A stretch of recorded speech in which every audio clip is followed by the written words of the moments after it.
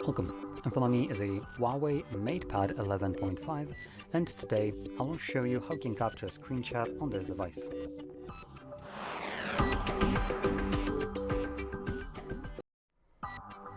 Now there's going to be two different methods that I'm going to go over. First one, the common one, is the power button and a volume down at the same time. So hold these two buttons, you get this pop-up right here with share and scroll options.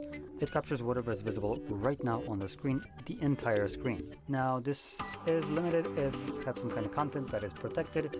You might not be able to capture a screenshot, such as for instance your bank application will block screenshots. Now that's one way. The other one would be using a pen. So if you have this, you have a different way of capturing a screenshot. So let's just swipe from a corner right here like so, and then you can click on the take snippet. There you go.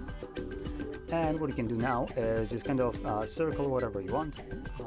You can choose whichever shape. It's still gonna be just boxed, but let's just say I'm gonna do this. You can see this line. If I let go, it basically draws a box around it, and I can resize it. Say something like this. There we go. So once you have it selected the way you want it, click on the save. This thing right here. You can see it tells you that it saves it to gallery, and we can open up our gallery. And